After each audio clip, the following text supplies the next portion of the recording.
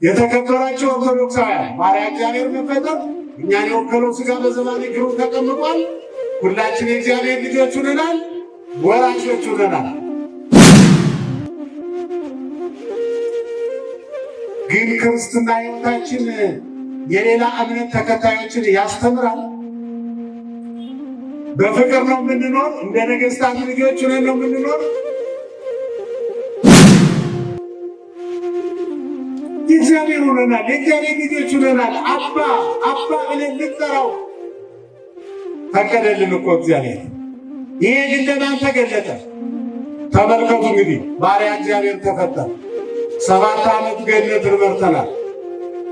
ከመቤታችን የተከፈለው ሥጋ ሁላችንም ወክሎ በዘባነ ክብሩ ተቀምጧል። የቀረን ያመን ወልደ አብ በመለኮቱ ወወልደ ማርያም በትስብእቱ ወልድ ዋሕድ በተዋሕዶ ከበረ ወልደ አብ ወልደ ማርያም ብለን ያመን ክርስቲያኖች ደግሞ የእግዚአብሔር ልጆች ሆነ። እንዴት ከኛ በፊት የነበሩ ክርስቲያኖችን ታሪክ ማስቀጠል አቃተን? ይሄ እኮ ሂሳብ ቶሎ በፍጥነት መሰራት አለበት። በአባቴ ቤት ብዙ መኖሪያ አለ። መንግሥተ ሰማያት አንዲት ናት እኮ፣ ግን በብዙ ወገን ትወረሳለች።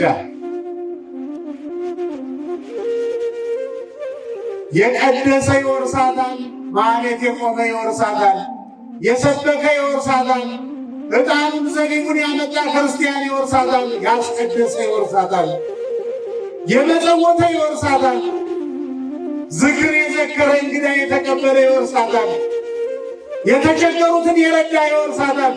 ብዙ ማደሪያ የሰጠንን አምላክ እልል ብላችሁ አመስግኑ። መንግሥተ ሰማያት 5500 ዘመን ተዘግታ ነበር። ተከፈተች ብቻ አይደለም እምላችሁ፣ ስትከፈት ምንም ድንበር በሌለው በር በብዙ በስፋት ተከፍተት፣ ግን የሚገባባት ጠፋ። በብሉይ ኪዳን ተዘጋች፣ የሚገቡ ሰዎች ነበሩ፣ ግን ተዘግታለች። በአዲስ ኪዳን ተከፍታለች። ይኸው ቢባል የሚገባባት ጠፋ። ወንጌል የሚማራት አጣ፣ መንግሥተ ሰማያት የሚገባባት አጣ። ተበድላለች። ሲከፈት የሚገባ ይጠፋል። ሰማዕታት ጻድቃን የምንላቸው በረከታቸው ይድረሰን።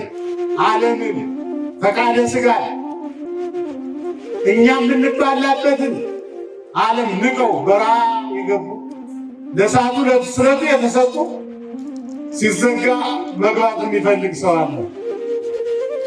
የተከበራቸው ኦርቶዶክሳውያን እግዚአብሔር ለእኛ ያደረገልን ነገር ሲገለጥልን ብቻ ነውርን፣ ኃጢአትን፣ ጥላቻን፣ ቂምን፣ በቀልን እንጸየፋለን።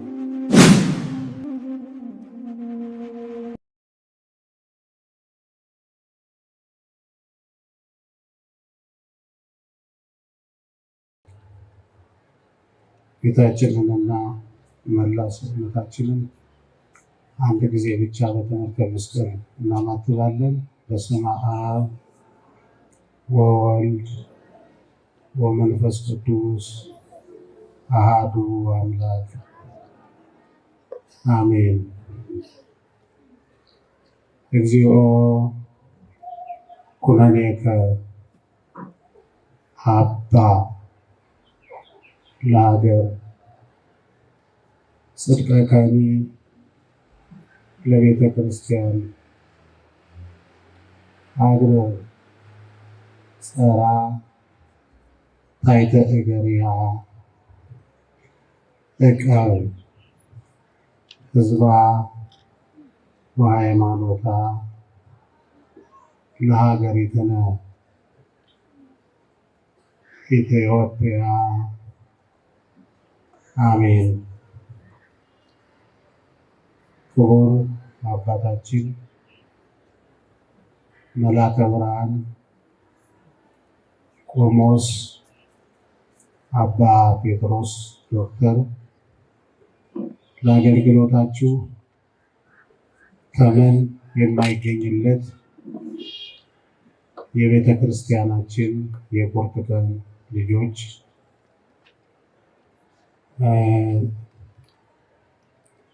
ይህንን ገዳም የምታገለግሉ በሌላ ቦታ ያላችሁ ክቡራን አበው መነኮሳት፣ ሊቃውንተ ቤተ ክርስቲያን፣ ሰባኪያነ ወንጌል፣ ዲያቆናት፣ መዘምራን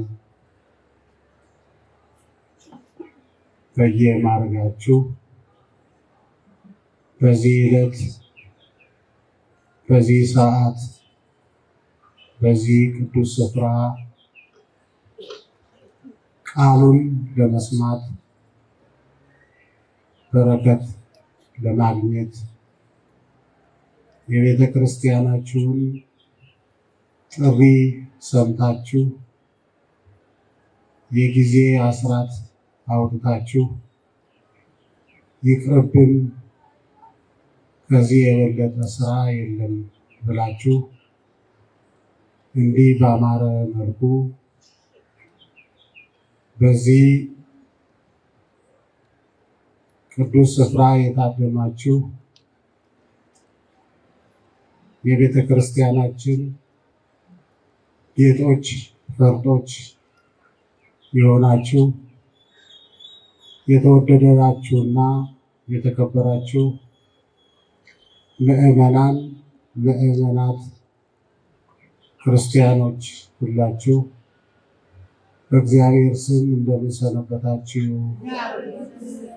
እንደምን ዋላችሁ? እንደምን አመሻችሁ? አሜን። ቅድመ ዓለም የነበረ ማዕከለ ዘመን ያለ ዓለምን አሳልፎ የሚኖር በባህሪው ሞት በመንግስቱ ሽረት የሌለበት አንድነቱ ሶስትነቱን ሳይጠቀልለው ሶስትነቱን አንድነቱን ሳይከፋፍለው በአንድነቱ ላይ ምንታዊ ሁለትነት ሳይጨምርበት በሶስትነቱም ላይ ርባኤ አራትነት ሳይቀላቀልበት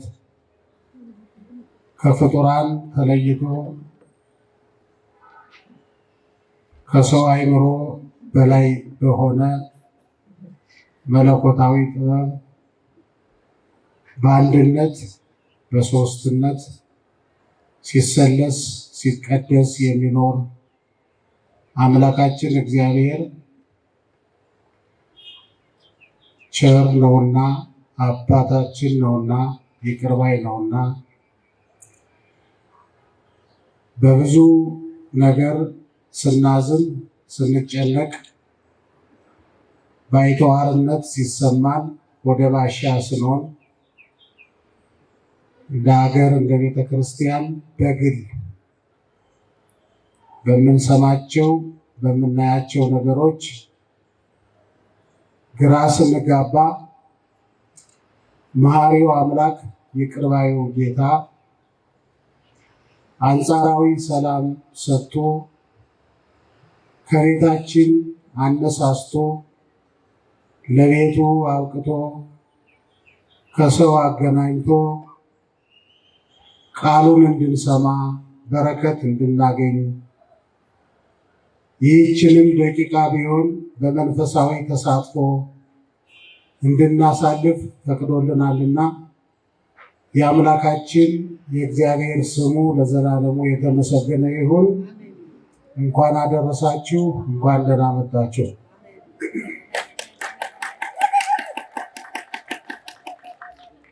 እንደ እግዚአብሔር መልካም ፈቃድ ትልልቅ መምህራን ከኔ በኋላ ያስተምራሉ። በመጀመሪያው የትምህርት ክፍለ ጊዜ በተወሰኑ ደቂቃዎች ለመግቢያ ያህል ከኔ ጋር የምንማማርበት የትምህርታችን መነሻ የሚሆነው ለመኑ ተከስተ መዝራይቱ ለእግዚአብሔር፣ የእግዚአብሔር ክንድ ለማን ተገለጠ? ትንቢተ ኢሳይያስ ምዕራፍ 53 ቁጥር 1 ላይ ኃይለ ቃሉ ይገኛል። ሐዋርያው ቅዱስ ጳውሎስ ሌሎችም ሐዋርያት እጅ አድርገው ተናግረውት አነበባችሁ ይሆናል። የዚህ ቃል መነሻው ግን ነቢዩ ኢሳይያስ ትንቢተ ኢሳይያስ ምዕራፍ 53 ቁጥር 1 ላይ ነው። እሱን መነሻ አድርገን ረድኤተ እግዚአብሔርን አጋዥ አድርገን በተወሰኑ ደቂቃዎች እንማማራለን። እግዚአብሔር መንፈስ ቅዱስ ማንነታችንን ሳይሆን በስሙ በቤቱ መሰባሰባችንን ምክንያት አድርጎ በመካከላችን ተገኝቶ ሐዘናችንን እንዲያርቅ፣ ጎደሏችንን እንዲሞላ፣ ጉባኤያችንን እንዲባርክልን የአባቶቻችንን ጉባኤ የባረከ አምላክ ስለ ቃል ኪዳኑ ስለ ደስ ስላሰኙት ስለ ቅዱሳኑ ብሎ በመካከላችን ተገኝቶ እንዲባርከን፣ እንባችንን እንዲያብስ፣ ቋጠሯችንን እንዲፈታ፣ የሰማይ ያህል የራቀንን ሰላማችንን እንዲመልስልን ቅዱስ ፈቃዱ ይሁን። በጸሎትም ታግዛችሁ ሐሳባችሁን ሰብስባችሁ የቤተ ክርስቲያናችሁን መልእክት እንድትሰሙ እናሳስባለን። የእግዚአብሔር ክንድ ለማን ተገለጠ? እኔ አሁን ይህንን የመጽሐፍ ቅዱስ ኃይለ ቃል መነሻ አድርገን እንድንነጋገር የፈለኩበት ምክንያት እግዚአብሔር ለሰው ልጆች ያደረገውን ነገር ራሱ እግዚአብሔር እንዲገልጥልን ብዙ ስህተቶችን ሰርተናል። እኔ አሁን በእኔ ግንዛቤ ማለቴ ነው ከምንቆጥራቸው ስህተቶች በላይ ጎልቶ የሚታየኝ የጋራ ስህተታችን የሚመስለኝ እግዚአብሔር በአርአያው በአምሳሉ ለፈጠረው የሰው ልጅ ያደረገውን ነገር የዘነጋንበት ስህተታችን ከሌሎች ስህተቶች ይበልጣል። የተከበራችሁ ኦርቶዶክሳውያን፣ ልማድ ሆኖብን መተው ያቃተንን ከኛ የማይጠበቀውን ነገር ሁሉ መተው የምንችል እግዚአብሔር ለኛ ያደረገልንን ነገር እግዚአብሔር ገልጦልን በዚያ ልክና መጠን መኖር ስንጀምር ነው። ሁለት ነገሮች ካልተገለጡልን፣ አንደኛ እግዚአብሔር ለኛ የሰጠንን ከፍታ ማወቅ አለብን። በዚያ ከፍታ ልክ መኖር የምንጀምር የደረስንበትን ከፍታ ስናውቅ ነው። ሁለተኛ እግዚአብሔር ለሰው ልጅ ያደረገውን ነገር ማወቅ ያስፈልጋል። ለሰው ልጅ እግዚአብሔር ምን አደረገ የሚለውን ስንቆጥር የመጀመሪያ የምናደርገው ከፍጥረታት ሁሉ ለይቶ ከመላእክትም ጭምር ለይቶ በአርአያው በአምሳሉ የፈጠረ ሰውን ነው። በአርአያ እግዚአብሔር መፈጠራችን እግዚአብሔር ሰውን በአርአያው የፈጠረበት ምስጢር ለማን ተገለጠ? የእግዚአብሔር ክንዱ ለማን ተገለጠ ሲል ነቢዩ ኢሳይያስ አሁን በዘመን አስተርእዮ ትምህርት ካየነው እግዚአብሔር ወልድ በስጋ ከተገለጠ 2000 እና ከዚያ በላይ ዓመት አስቆጥረናል። እሱ የታወቀ ነው። ግን ልጁን በስጋ የላከበት ጥበብ እግዚአብሔር ለሰው ልጅ የከፈለውን ዋጋ እግዚአብሔር መንፈስ ቅዱስ በሁላችን አይምሮ ይሳልልን። የተከበራችሁ ምዕመናን፣ እሱን ካላወቅ አሁንም ዘመናችንን በተለምዶ በግዴለሽነት እንዲሁ መጨረሳችን ነው። ነውርን የሚያስተውን ተራ ቦታን የሚያስጠላን ዓለሙ ሁሉ ከእግዚአብሔር የተለየባቸውን ኃጢአቶች እርም ማለት የምንችል እግዚአብሔር ለእኛ ያደረገውና እኛ የደረስንበት ከፍታ ሲገለጥልን ነው። አሁን በቀጥታ በጉባኤ ቤት ትርጓሜ ለመኑ ተከስተ መዝራዕቱ ለእግዚአብሔር፣ መዝራዕት የተባለ እግዚአብሔር ወልድ ነው። ልጁ ለማን ተገለጠ ነው። በብሉይ ኪዳን የተነገረ ስለሆነ የተመቸ ይሆናል። ለእግዚአብሔር ወልድ ስንሰጥ እግዚአብሔርነትን እዱ መዝራዕቱ የተባለ ስልጣኑ ነው። በመለኮታዊ ስልጣኑ ያደረገው ነገር ለማን ተገለጠ ተብሎ ይተረጎማል። እንደነገርኳችሁ ባሪያ እግዚአብሔር በመፈጠር የጀመረው የሰው ልጅ ክብር ከዚያ በበለጠ እንጂ ባነሰ ሁኔታ አልቀጠለም። መሀል ላይ ባሪያ እግዚአብሔር የተፈጠረው የሰው ልጅ በሰራው ስህተት መሰረት በሰውና በእግዚአብሔር መካከል ክፍተት ተፈጥሮ መጋረጃ ተዘርግቶ ጨለማ ግድግዳ ነበረ።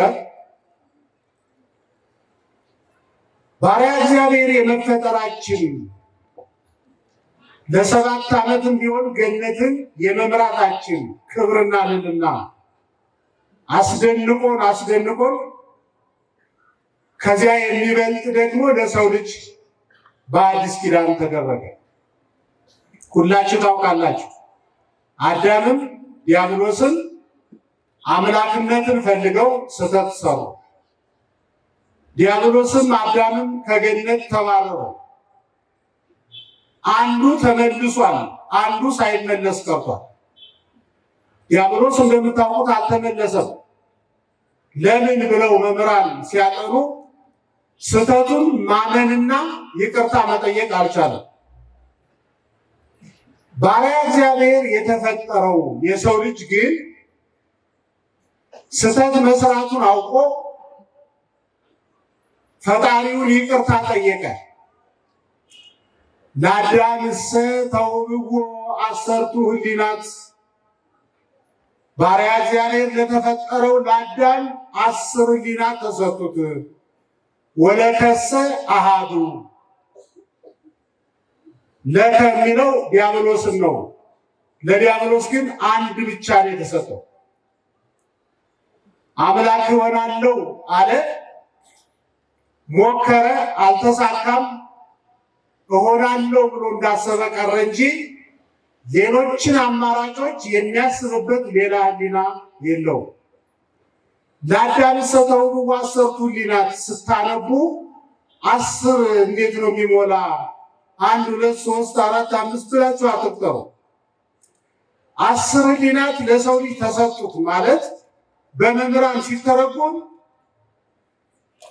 ኃጢአት የሚሰራ ንስሐ የሚገባ የሚወድቅ የሚነሳ የሚቆጣ የሚበርድ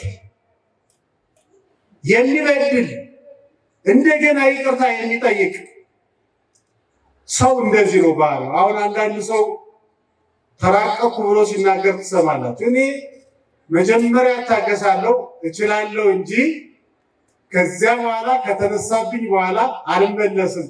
ይሄ የሰው ባህሪ አይደለም። የሰው ባህሪ ባህሪያችን በራሱ ጽድቅና ኃጢአት የሚስማማው ሆነን የተፈጠረ። ስለዚህ ለአዳም ተውብዎ 10ቱ ህሊናት መውደቅ፣ መነሳት፣ መበደል፣ እንደገና ይቅርታ መጠየቅ፣ በንስሐ በስጋው ደግሞ እንደገና የመጀመሪያን ክብር ማግኘት። ለዚህ ምሳሌ የሚሆነን እስካሁን ድረስ ባለም በተደረገው ጥናት አዳም የበደለውን በደል የበደለ የለም። አምላክ ልሁን ብሎ ነው ዕፀ በለስ የበላ። የአዳም እንኳን ኃጢአቱ ተሰርዮለት አሁን እናንተ ሁልጊዜ የምትሰሙት ወደ ቀደመ ክብሩ መመለሱን አይደል? ወደ ቀደመ ቦታው መመለሱን፣ ወደ ቀደመ ማዕረጉ መመለሱን ነው አይደል? ሰው እሱ ብቻ አይደለም። ዕፀ በለስ የበላበት ጉዳይ ተፈጽሞለት ዕፀ በለስ የበላ አምላክነትን ፈልጎ ነው። 5500 ዘመን ሲፈጸም ያቀረበው ይቅርታ ተቀባይነት አግኝቶ ሥጋ የባህሪ አምላክ ሆኖ መላእክት አስፈራርተው ከገነት ያስወጡት ሥጋ የመላእክት ፈጣሪ ሆኖ ማዕርገ መላእክት አልመጥነው ብሎ ማዕርገ መላእክትን እንደ ጫማ ተረግጦ በዘባነ ኪሩብ በየማነ አብ የመላእክት ብቻ የፍጡራን ፈጣሪ ሆኖ በዘባነ ኪሩብ በየማነ አብ ተቀምጧል። ክብርና ምስጋና ለአምላካችን ለልዑል እግዚአብሔር ይሁን። ለመኑ ተከስተ መዝራይቱ ለእግዚአብሔር። እግዚአብሔር ሰውን በአርአያው በአምሳሉ የፈጠረበት ምስጢር ለማን ተገለጠ? ዕፀ በለስ በልቶ ፈጣሪውን ያሳዘነውን የሰው ልጅ ይቅርታ ሰጥቶ አምላክነት ከሆነ የምትፈልገው አምላክነት ይሄውልህ ብሎ ከድንግል ማርያም የተነሳው የተከፈለው የተፈጠረው ሥጋ ሁላችን አይደለንም። ከእመቤታችን የተከፈለው ሥጋ ነው አምላክ የሆነ። እንኳን ሁላችን ልንሆን እመቤታችን ራሷ መልዕልተ ፍጡራን የምንላት እኛ የምስጢረ ሥጋዌ የተፈጸመ የተከናወነ የዘመናት መለኮታዊ ዕቅድ የተፈጸመ በእሷ ማኅፀን ስለሆነ ነው እንጂ እሷም አምላክ አልሆነችም። ግን ከእመቤታችን የተከፈለው ሥጋ የእመቤታችን ሥጋ ነው፣ የእኛም ሥጋ ነው አይደል እንዴ? የአዳም ሥጋ ነው። ያ ሥጋ የባህሪ አምላክ ሆኗል። ለማን ተገለጠ? ይሄ ማን ነው ይሄ የገባው? ይሁላችሁ አይ አንተ ካልገባ አልገባም እኛ ገብቶናል ካላችሁ የተገለጠለት ሰው አኗኗሩ እንደዚህ አይሆን። አሁን እኛ የምንቀልድበት ሥጋ ጨለማን ተገን አድርገን ሰው እንዳያየን ተጠንቅቀን ነውር የምንሰራበት ሥጋ የፍጡራን ሁሉ ፈጣሪ ሆኖ በዘባነ ኪሩብ በየማነ አብ መቀመጡን በዓለም መብላቱን መርቀቁን ለማን ተገለጠ? የተገለጠለት ክርስቲያን እንዲህ ነው የሚኖር። እኔ የለበስኩት ሥጋ የባህሪ አምላክ ሆኗል፣ አላሳድፈውም፣ አላቆሽሸውም ይላል የተገለጠለት ሰው። አያችሁ ምዕመናን፣ እኛ እኮ በብሉይ ኪዳን ወይም ደግሞ በሕገ ልቡና የነበሩ አማኞችን ሰው በአዲስ ኪዳን አጥተናል። አለማስተማራችንን አለመማራችንን ያረጋገጥን በዚህ ነው። በብሉይ ኪዳን በሕገ ልቡና ይኖር የነበረው ዮሴፍ በየቀኑ መምህራን በተለያየ ጸጋ የሚነግሯችሁ ዮሴፍ የጲጥፋራ ሚስት ሁኔታዎችን ሁሉ አመቻችታ ሰው እንዳያያቸው አድርጋ ነገሮችን ሁሉ አቅማ በፈቀደው ልክና መጠን ተዘጋጅታ ኃጢአት እንስራ ስትለው ታስታውሳላችሁ ያላት? አዎ ሰው እንዳያየን ጥሩ አድርገሽ ነገሮችን ሁሉ አስተካክለሻል። አንቺም እግዚአብሔር መልክ አቀናን ከደም ግባት አስተባብሮ ሰጥቶሻል። ይሄ ቀረሽ ብትባይ አይደለሽም። ግን እፎ እገብር ኃጢአተ በቅድመ እግዚአብሔር። ሰው አያየንም፣ ግን እሜቴ በእግዚአብሔር ፊት ያልሽኝን ኃጢአት እንዴት አድርጌ ልስራ? በሕገ ልቡና ነው። ሥጋውን ደሙን አልተቀበለም። የ40 የ80 ቀን ልጅነት የማይሰጥበት ዘመን ነው። ከመላእክት ጋር ሰው የተጣላበት ዘመን ነው። መምህራን አልተሰየሙም፣ መጻሕፍት አልተጻፉም። በዚያ ጨለማ ዘመን በእግዚአብሔር ፊት እንዴት ኃጢአት እሰራለሁ አላት። አሁን ሰው አምላክ ሆነ፣ በዘባነ ኪሩብ ተቀምጧል። ያንተ ሥጋ ያንተ ባህሪ የባህሪ አምላክ ሆኗል ተብሎ የተሰበከለት የሰው ልጅ ይህንን አቅም አግኝቶ ከሆነ የእግዚአብሔር ክንድ ተገልጦልናል። ግን አይመስለኝም። አኗኗራችን እሱን አይደለም የሚያሳይ። በጨለማው ዘመን ሌላ ቢያይን የለም። ልክ ነሽ፣ እግዚአብሔር የሚባል አለ። ደሞስ በእንደዚህ ያለ ሰዓት እግዚአብሔር ትዝ ይላል። ምዕመናን ምን አይነት ብቃት ማለት እኮ ይሄ እኮ ነው። አይታይሽም ወይ በእኔና ባንቺ መካከል ቁሙ አላት። ደነገጠች። እግዚአብሔርን አታውቅም። ልጅነት የሌለው ሥጋውን ደሙን ያልተቀበለ በጨለማ ዘመን የሚኖር ሰው ከእግዚአብሔር ጋር በተጣላበት ዘመን ይኖር የነበረ ያ የእግዚአብሔር ሰው ባለ ራእይ እግዚአብሔር ይታየው ነበረ። ለመኑ ተከስተ መዝራዕቱ ለእግዚአብሔር። በአዲስ ኪዳን የምንኖር በደል የተገዛን ብዙ የተደከመልን በ40 በ80 ቀናችን ሀብተ ወልድና ስመ ክርስትና አግኝተን በተለያየ ጸጋ በተለያዩ መምህራን የምንማር እኛ ሰላም ናችሁ? ደህና ነው? ትዳራችን፣ ብቸኝነታችሁ ሰላም ነው? እናንተ ብቸኝነታችሁን ተጠቅማችሁ ነውር አብዝታችሁ ሰርታችሁ ሀገር፣ ትውልድ፣ ሕዝብ፣ ቤተ ክርስቲያን ዋጋ ያስከፈላችሁ እናንተ ባላችሁበት እንዴት ሰው ይሻገራል? በትዳራችሁ የምትባልጉ ነውረኞች፣ እድሜ ያላስተማራችሁ እናንተ ባላችሁበት ለማን ተገለጠ? ማን ነው የሚሻል? ብቸኛው ባለትዳሩ እንደ ፈረስ ጆሮ እንደ ጦር ጉሮሮ ተካክለን እግዚአብሔርን አሳዘን ነው። በረድኤት ተለየን። በዓይናችን ያየነው በጆሮአችን የሰማነው ሁሉ ተፈጸመ። ለማን ተገለጠ? እግዚአብሔር። እንዲህ ነው የተገለጠለት ሕዝብ አኗኗር።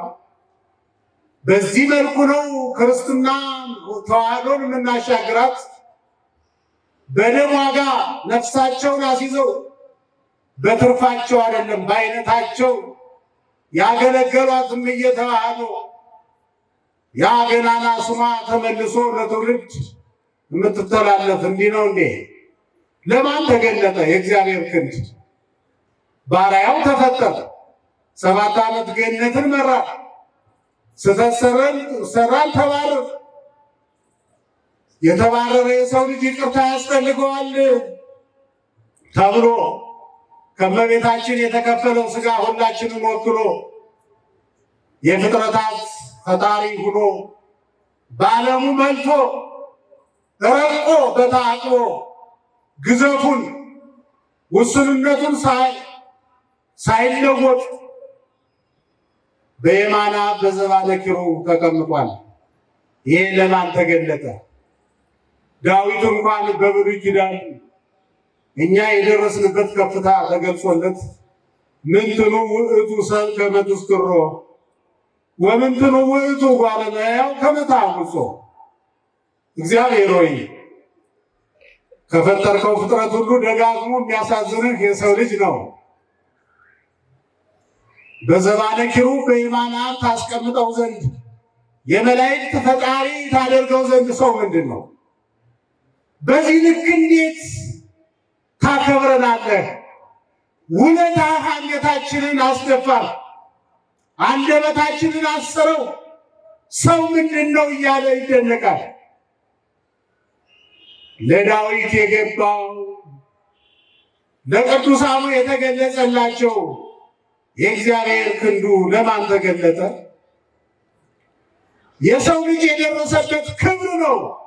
ከኛ በፊት የነበሩ ክርስቲያኖችን እነዚህ ገድል የተጻፈላቸው ቅዱሳንን ዓለምን ያስናቃቸው ነውርን ያስጠላቸው ውጉዝ ከማሪዎስ ተብለው አይደለም፣ እንዳትወጡ ተብለው አይደለም። ቤተ ክርስቲያን ዘመናቸውን የጨረሱ የደረሱበት ከፍታ ገባቸው። የኔ ሥጋ የባህሪ አምላክ ሆኖ ይላል ሰው ክርስትናው ሲገባ፣ እኔ ቀልዳለሁ፣ እስከዛሬ ቀልድበታለሁ። አምላኬ ሆይ እባክህ የትናንትናውን አታስብብኝ ይላል። ሁላችንን ወክሎ ከእመቤታችን የተከፈለው ሥጋ የፍጥረታት ፈጣሪ ሆኖ በአብ ቀኝ ተቀምጧል በስልጣን። ይህ አልበቃውም። የቀረኖች ትሩፋን እስከ ዕለተ ምጽአት የምንነሳ ሌሎች ክርስቲያኖችንስ ወለእለሰ ተወክፎ ወሀቦሙ ስልጣነ ውሉደ እግዚአብሔር ይኩኑ ለእለ አምኑ በስሙ ያመኑት ሁሉ የማን ልጆች ሆነዋል አለ? የእግዚአብሔር ልጆች ሆነዋል። የተከበራችሁ ኦርቶዶክሳውያን እኛ በ40 በ80 ቀናችን ሀብተ ወልድና ስመ ክርስትና አግኝተን ከተጠመቅን በኋላ ሁላችሁ ንገሩን፣ የማን ልጆች ነን? የማን ልጆች ነን? የእግዚአብሔር ልጆች ነን። ይኸው አሁን እኮ ህሊናችሁን ሰብስባችሁ ታዳምጡ እንደሆነ አዳምጡ። የእግዚአብሔር ልጆች ስሩን ሁለት ነገር ነው ማስቀረት ያለባቸው። አንደኛ ክብራችንን እግዚአብሔር አግብርተ ዲያብሎስ አይማተ ዲያብሎስ ተብለን እንኖር የነበርን ክርስቲያኖች ውሉደ እግዚአብሔር የእግዚአብሔር ልጆች ተብለናል። ይህ ክብራችን ነው። በዚያው ልክ ግን እንዳትረሱትና ይዛችሁት እንድትሄዱት የምንፈልገው ነገር የነገስታት ልጆች ትልልቅ አባቶች እግዚአብሔር ይመስገን ሰርክ ጉባኤ እኔ እንደ ምስካየ ዝናብ ትልልቅ ሰው አግኝቼ አላውቅም። እግዚአብሔር ያክብርልን። የነገስታት ልጆች ተራ ቦታ አይገኙም ነበር አይደለም? ተራ ቦታ አይገኙም። ለምን? ጃንሆይ ምን ይላል? ይሰደቡ፣ ይወቀሳሉ በእነሱ የተነሳ። እንዴት ዛሬ እዚህ ትገኛለች የጃንሆይ ልጅ እንዴት ተብሎ አስቡት። ይሄን ያዙና እኛ ደግሞ የንጉሠ ሰማይ ወምድር የማን ልጆች ነን? የእግዚአብሔር ልጆች ነን።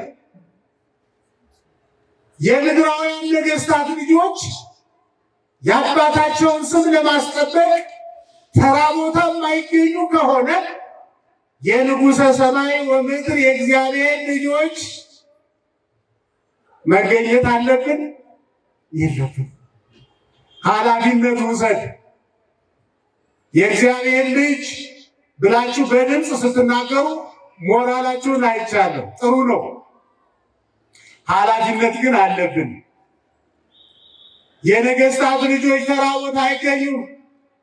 የንጉሱን ስም አያሰድቡም። ራሳቸውን ይጠብቃሉ።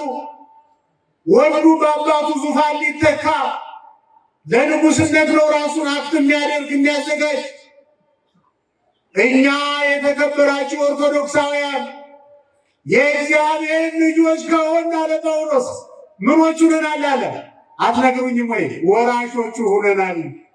ያኛው ቤት እኮ መጽሐፍ ቅዱስ ይሸመድዳል። እኛ የለም እኮ መጽሐፍ ቅዱስ አላነበብም እኮ። የእግዚአብሔር ልጆች ስንሆን ወራሾቹ ነን አለ። በአዲስ ኪዳን የእግዚአብሔር የሆነ ሁሉ የማን ሆኗል? የክርስቲያኖች ሆኗል፣ የእኛ ሆኗል። ይሄ ለማን ተገለጠ? ይሄ የተገለጠለት ሕዝብ በስነ ስርዓት ሲወጣ፣ በስነ ስርዓት ሲገባ፣ በስነ ስርዓት ትዳሩን አክብሮ ብቸኝነቱን አስባርኮ ሲኖር ይታያል። እንዲህ መፍትሄ የሌላቸው ችግሮች በሀገር በቤተ ክርስቲያን ሲመጡ የአንበሳውን ድርሻ መውሰድ ያለባት እግዚአብሔርን ወክላ በዚህ ምድር የተገለጠችው አይቺ ቤተ ክርስቲያን ናት። የተከበራቸው ኦርቶዶክሳውያን ባሪያ እግዚአብሔር መፈጠር እኛን የወከለው ሥጋ በዘባነ እግሩ ተቀምጧል። ሁላችን የእግዚአብሔር ልጆች ሆነናል፣ ወራሾች ሆነናል።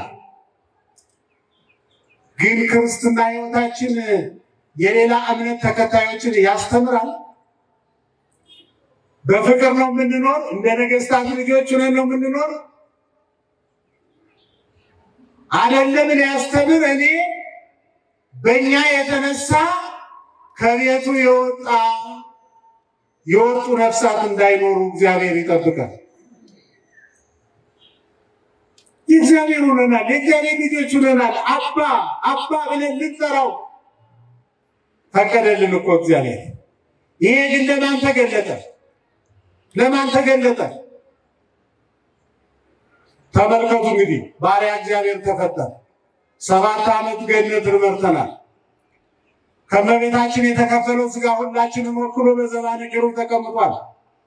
የቀረን ያመን ወልደ አብ በመለኮቱ ወወልደ ማርያም በትስብእቱ ወልድ ዋሕድ በተዋሕዶ ከበረ ወልደ አብ ወልደ ማርያም ብለን ያመን ክርስቲያኖች ደግሞ የእግዚአብሔር ልጆች ሆን ወራሾች ሆነናል። የዮሐንስ ወንጌል ምዕራፍ 14 ላይ ሲያርግ ያላቸው ይሄንን ነው። ኢይደንግጽክሙ ልብክሙ፣ እናንተ ልቡናችሁ አይሸበር፣ እመኑ በእግዚአብሔር ወእመኑ ብዬ፣ በእኔ በአባቴ እመኑ። ያመነ ሰው አይሸበርም። አምነናል ካላችሁ፣ የእግዚአብሔር ክንዱ ተገልጾልናል ካላችሁ፣ እንዴት ክርስቲያን ሆኖ በዚህ የእግዚአብሔር ክንድ በማይዝለው በማይደክመው የእግዚአብሔር ክንድ ማረፍ ሲገባው ደክሞ በሰራው ቤት እንዴት እንቅልፍ አጣ? እንዴት ሰላማችንን ተቀማ? እንዴት ከኛ በፊት የነበሩ ክርስቲያኖችን ታሪክ ማስቀጠል አቃተን? ይሄ እኮ ሂሳብ ቶሎ በፍጥነት መሰራት አለበት። እመኑ በእግዚአብሔር ወእመኑ ብያለና ለምንድን ነው ማንሸበር ካላችሁኝ፣ አትሸበሩ ለምን አልከትሉኝ እንደሆነ እስመ ውስተ ቤተ አቡየ ብዙ ማይደር ወምዕራፍ ቦቱ፣ በአባቴ ቤት ብዙ መኖሪያ አለ። መንግሥተ ሰማያት አንዲት ናት እኮ ግን በብዙ ወገን ትጎረሳለች። የቀደሰ ይወርሳታል፣ ማኅሌት የቆመ ይወርሳታል፣ የሰበከ ይወርሳታል፣ ዕጣኑን ዘቢቡን ያመጣ ክርስቲያን ይወርሳታል፣ ያስቀደሰ ይወርሳታል፣ የመጸወተ ይወርሳታል፣ ዝክር የዘከረ እንግዳ የተቀበለ ይወርሳታል፣ የተቸገሩትን የረዳ ይወርሳታል። ብዙ ማደሪያ የሰጠንን አምላክ እልል ብላችሁ አመስግኑ። መንግሥተ ሰማያት 5500 ዘመን ተዘግታ ነበር። ተከፈተች ብቻ አይደለም የምላችሁ፣ ስትከፈት ምንም ድንበር በሌለው በር በብዙ በስፋት ተከፍታ፣ ግን የሚገባባት ጠፋ። በብሉይ ኪዳን ተዘጋች፣ የሚገቡ ሰዎች ነበሩ፣ ግን ተዘግታለች። በአዲስ ኪዳን ተከፍታለች። ይኸው ቢባል የሚገባባት ጠፋ። ወመዋዕለ ዮሐንስ መጥምቅ እስከ ይእዜ ትትገፋ መንግሥተ ሰማያት፣ ወንጌል የሚማራት አጣ፣ መንግሥተ ሰማያት የሚገባባት አጣ። ተበድላለች። ሲከፈት የሚገባ ይጠፋል፣ ሲዘጋ መግባት የሚፈልግ ሰው አለ። የተከበራቸው ኦርቶዶክሳውያን እግዚአብሔር ለእኛ ያደረገልን ነገር ሲገለጥልን ብቻ ነውርን፣ ኃጢአትን፣ ጥላቻን፣ ቂምን፣ በቀልን እንጸየፋለን። ሰማዕታት፣ ጻድቃን የምንላቸው በረከታቸው ይድረሰን። ዓለምን ፈቃደ ሥጋን እኛ የምንባላበትን ዓለም ንቀው በረሃ የገቡ ለእሳቱ ለስለቱ የተሰጡ ለእኛ የሆነው ነገር ገብቷቸው ነው። ከዚያ ምን አላቸው? ተመልሼ እመጣለሁ፣ እኔ እኔን ስፍራ ላዘጋጅላችሁ ነው። የሰማዩ ቤታችን ተሰርቶ አልቋል፣ ተሰርቶ አልቋል። አይዟችሁ። ለእመ ተነስተ ቤተ ማይደርነ ዘበምድር፣ ምድራዊ ቤት ሲፈርስ አይዞን። ለምን ብነ ማይደር ዘበሰማያት ዘኢገብሮ እደ ሰብእ፣ የሰው እጅ ያልሰራው ዘላለማዊ ቤታችን ተሰርቶ አልቋል። እምሄድ ስፍራ ቤት ላዘጋጅላችሁ ነው። ከዚህ አሳሉት ዳግመኛ እመጣለሁ። እሺ እኔ ወዳለሁበት ወስዳችኋለሁ። ክብርና ምስጋና፣ ክብርና ምስጋና። እንዴ ይህን ትምህርት የእኛ ቤተክርስቲያን አማኞች መስማትና መጽናናት የለባቸው? ሌሎች አበላሽተው ከሚያስተምሩት ከምንጩ ብንሰማው አይሻልም? ስፍራ አዘጋጅላችኋለሁ፣ ዳግመኛ እመጣለሁ፣ እኔ ወዳለሁበት ወስዳችኋለሁ እመጣለሁ ብሎናል አባታችን ሲያርግ። እመጣለሁ ልጆች እኮ ይውላችሁ ወላጅ ሩቅ ሀገር ሆኖ እመጣለሁ ሲባል እንዲህ ነው የሚደረግ። እንደዚህ ያለ ፊቱ ነው የሚታይ። ፈገግ ብሎ ለእናቱ ይናገራል። ባባ ሊመጣ ነው ይላል ሕፃኑ ያወራል ለሰፈሩ። አባቴ ጫማ ጃኬት ይዞልኝ ይመጣል እያለ ወሬው ለጓደኞች ሲያወራ ነው የሚሰለበት። እኛ ግን የአባታችንን ምጽአት እንፈራለን።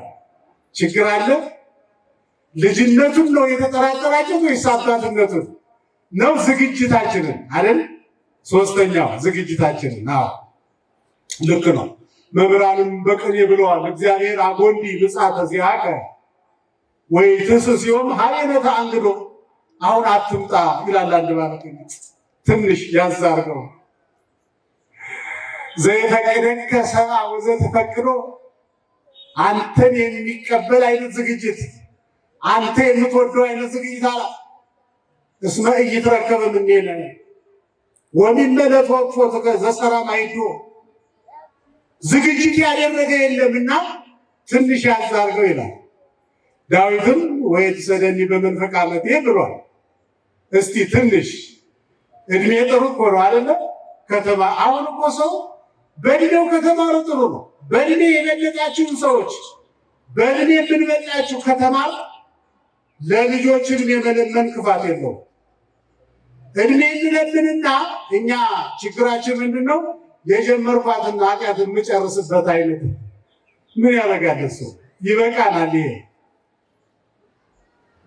ለመለወጥ፣ ለመማረክ፣ ለመሰበር፣ ለመወሰን ከሆነ አምላካችን ይጨምራል።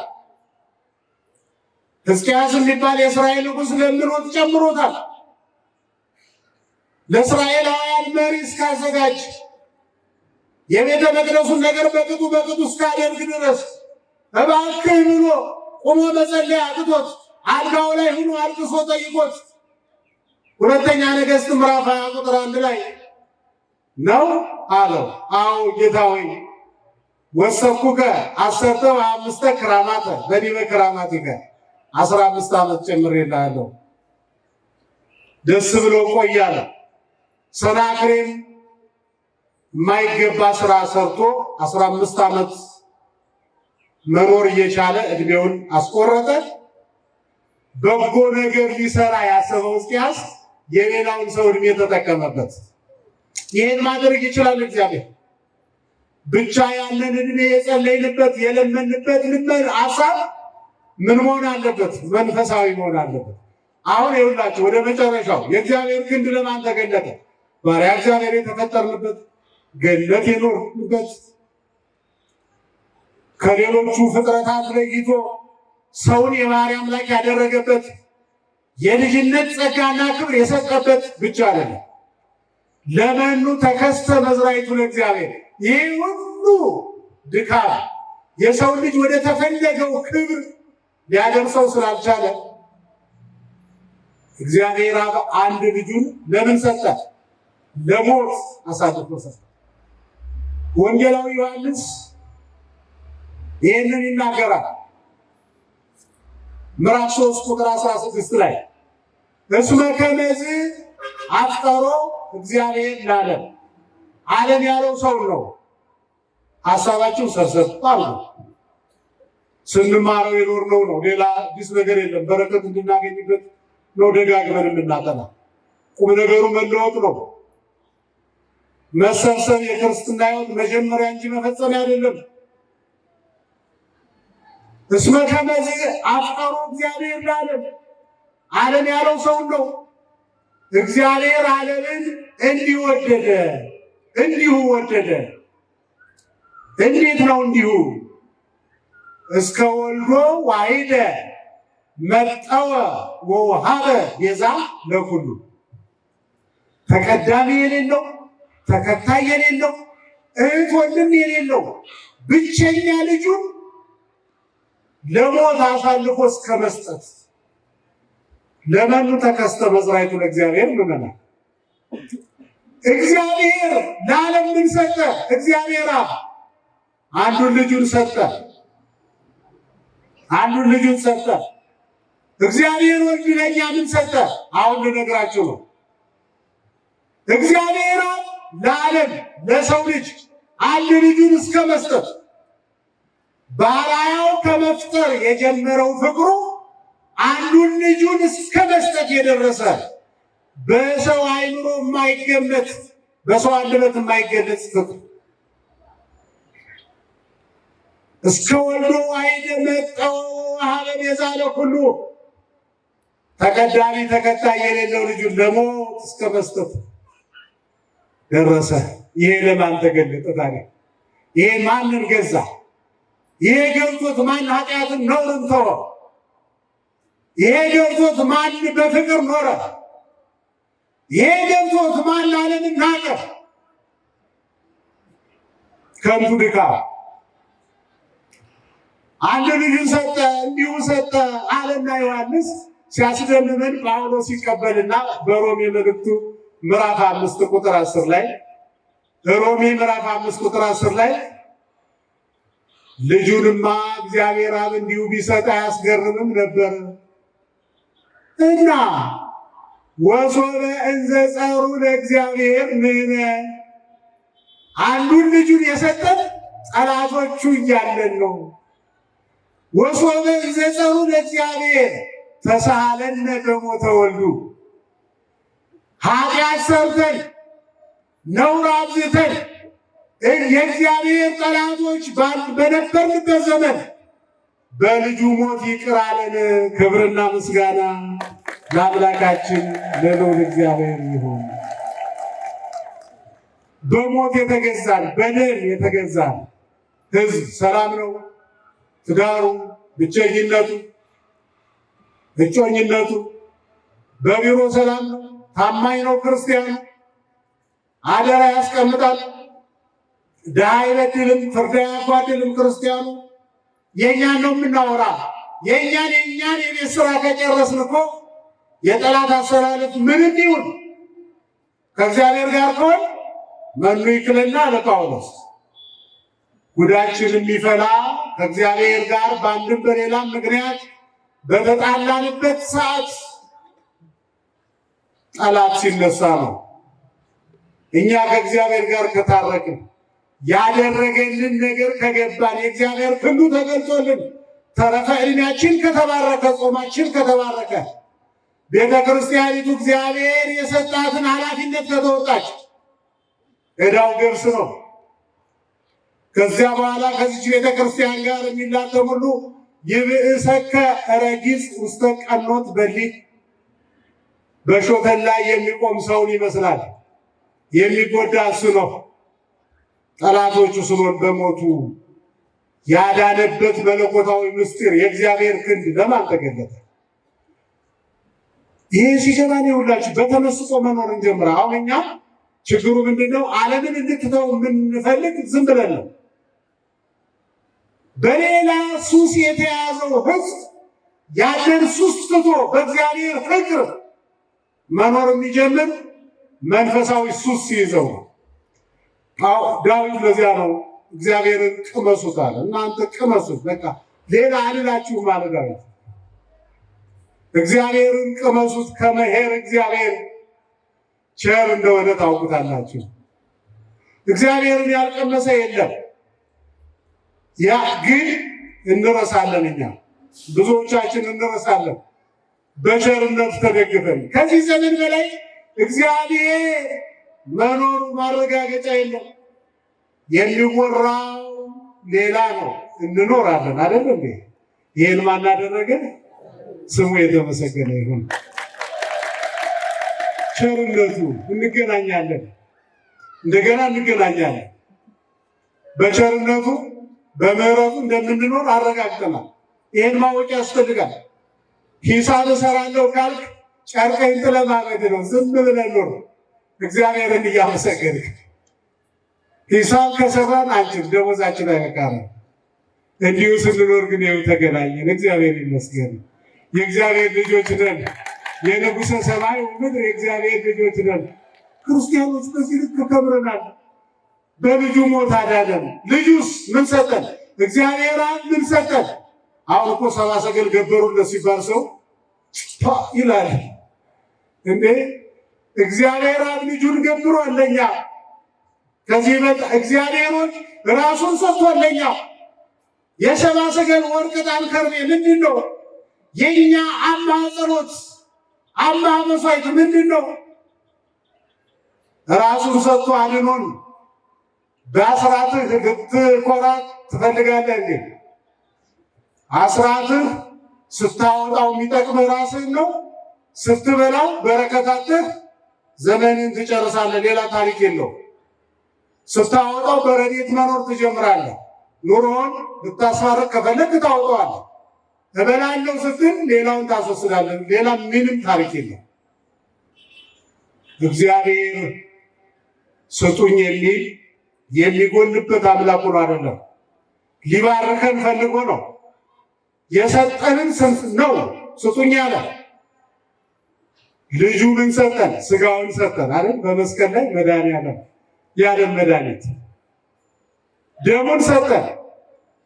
ማየገቡ ሰጥቶ ልጅነት የምናገኝበትን ምስጢር ሰራ። ወንጌልን ሰጠን፣ መምህራንን ሰጠን፣ መስቀሉን ሰጠን፣ ቤተ ክርስቲያንን ሰጠን፣ እምነቱን ሰጠን፣ ጸበሉን ሰጠን። ክብርና ምስጋና ለአምላካችን። በዚህ ሁሉ የተባረክን ነን እኛ። በጣም ይገርማቸዋል እኮ አሁን ለሁለተኛው ትምህርት እንድንዘጋጅ እግዚአብሔር ወልድ ተብሎ እኛ ውሉድ እንድንባል አድርጎናል። ሮሜ ምዕራፍ 8 ቁጥር 14 ላይ እሱ እግዚአብሔር ወልድ ተባለ፣ እኛስ ውሉደ እግዚአብሔር። ወልድ በነጠላ ውሉድ በብዙ ማለት ነው። መጀመሪያ ወልድ ተባለ። ውሉደ ማለት ውሉደ አብርሃም አይደለም፣ ውሉደ ገሌ አይደለም እኮ ውሉደ እግዚአብሔር፣ የእግዚአብሔር ልጆች እንድንባል። ክርስቶስ ተብሎ ክርስቲያን እንድንባል አድርጎናል። የሐዋርያት ሥራ ምዕራፍ 11 ቁጥር 26 ላይ በአንጾኪያ የሚኖሩ ሰዎች እኮ ናቸው የሐዋርያትን አኗኗር አይተው ሲወጡ ክርስቶስን የሚመስሉ፣ ሲገቡ ክርስቶስን የሚመስሉ፣ ሁለመናቸው ክርስቶስን ይመስላል። እነዚህ ሰዎች ክርስቲያን መባል አለባቸው። ጠላት ያወጣው ስም እኮ ነው። እስመ ስመ ዐፀር እሙን ውእቱ ይላሉ መምህራን። የጓደኛ ምስክርነት የሚያህል ሚዛን አይደፋም። ምስክርነት ከተባለ የጠላት ምስክርነት ነው። ያላመኑ ሰዎች እነዚህ ሰዎች ክርስቶስን እንደሚመስሉ ስለምን ይባሉ? ስለዚህ ክርስቲያን መባል አለባቸው። ግብረ ሐዋርያት ምዕራፍ 11 ላይ ነቢይ ተብሎ ነቢያት፣ ዘዳግም ምዕራፍ 18 ካህን ተብሎ ካህናት እንድንባል፣ ንጉሥ ተብሎ ነገሥት እንድንባል፣ ራእይ ምዕራፍ 19 ሐዋርያ ተብሎ እኛ ደግሞ ሐዋርያት እንድንባል፣ ዕብራውያን ምዕራፍ 3 ቁጥር 1 ቅዱስ ተብሎ ቅዱሳን እንድንባል አድርጎናል።